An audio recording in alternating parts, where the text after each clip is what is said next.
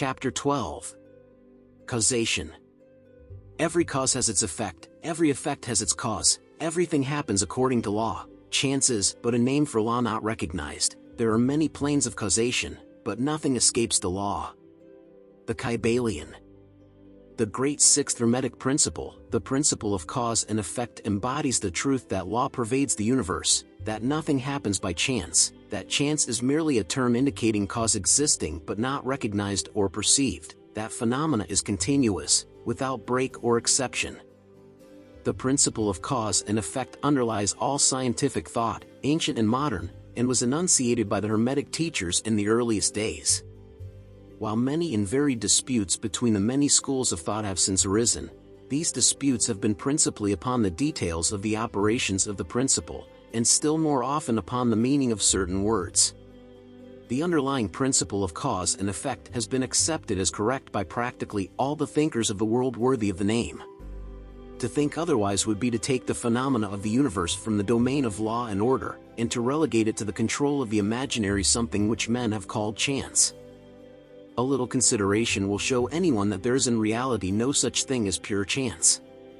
Webster defines the word chance as follows: a supposed agent or mode of activity other than a force, law or purpose, the operation or activity of such agent, the supposed effect of such an agent, a happening, fortuity, casualty, etc.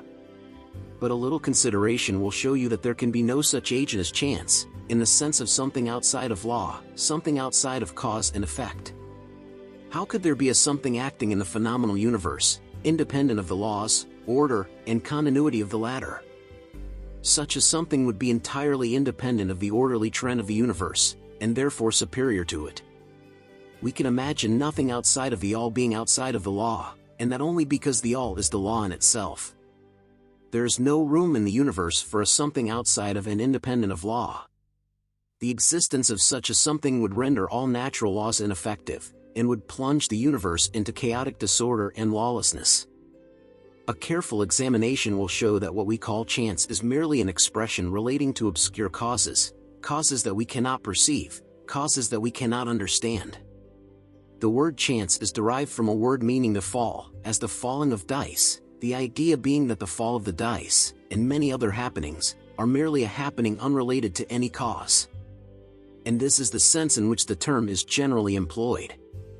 But when the matter is closely examined, it is seen that there is no chance whatsoever about the fall of the dice. Each time a die falls, and displays a certain number, it obeys a law as infallible as that which governs the revolution of the planets around the sun. Back of the fall of the die are causes, or chains of causes, running back further than the mind can follow. The position of the die in the box, the amount of muscular energy expended in the throw, the condition of the table, etc., etc., all are causes, the effect of which may be seen. But back of these seen causes there are chains of unseen preceding causes, all of which had a bearing upon the number of the die which fell uppermost. If a die be cast a great number of times, it will be found that the number shown will be about equal, that is, there will be an equal number of 1 spot, 2 spot, etc., coming uppermost. Toss a penny in the air, and it may come down either heads or tails, but make a sufficient number of tosses, and the heads and tails will about even up. This is the operation of the law of average. But both the average and the single toss come under the law of cause and effect, and if we were able to examine into the preceding causes, it would be clearly seen that it was simply impossible for the die to fall other than it did, under the same circumstances and at the same time. Given the same causes, the same results will follow. There's always a cause and a because to every event. Nothing ever happens without a cause, or rather a chain of causes. Some confusion has arisen in the minds of persons considering this principle, from the fact that they were unable to explain how one thing could cause another thing, that is, be the creator of the second thing. As a matter of fact, no thing ever causes or creates another thing. Cause and effect deals merely with events. An event is that which comes, arrives or happens, as a result or consequent of some preceding event. No event creates another event, but is merely a preceding link in the great orderly chain of events flowing from the creative energy of the all. There is a continuity between all events precedent, consequent and subsequent. there is a relation existing between everything that has gone before and everything that follows. A stone is dislodged from a mountainside and crashes through a roof of a cottage in the valley below. At first sight we regard this as a chance effect, but when we examine the matter we find a great chain of causes behind it.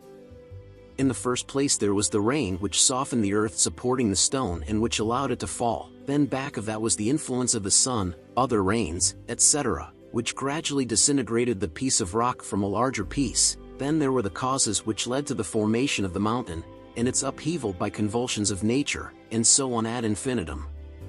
Then we might follow up the causes behind the rain, etc. Then we might consider the existence of the roof.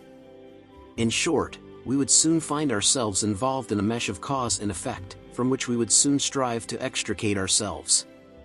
Just as a man has 2 parents, and 4 grandparents, and 8 great-grandparents, and 16 great-great-grandparents, and so on until when, say, 40 generations are calculated the numbers of ancestors run into many millions, so it is with the number of causes behind even the most trifling event or phenomena, such as the passage of a tiny speck of soot before your eye. It is not an easy matter to trace the bit of soot back to the early period of the world's history when it formed a part of a massive tree trunk, which was afterward converted into coal, and so on, until as the speck of soot it now passes before your vision on its way to other adventures. In a mighty chain of events, causes and effects, brought it to its present condition, and the latter is but one of the chain of events which will go to produce other events hundreds of years from now. One of the series of events arising from the tiny bit of soot was the writing of these lines, which caused the typesetter to perform certain work, the proofreader to do likewise, and which will arouse certain thoughts in your mind, and that of others, which in turn will affect others, and so on, and on, and on, beyond the ability of man to think further, and all from the passage of a tiny bit of soot, all of which shows the relativity and association of things, and the further fact that there is no great, there is no small, in the mind that causeth all. Stop to think a moment.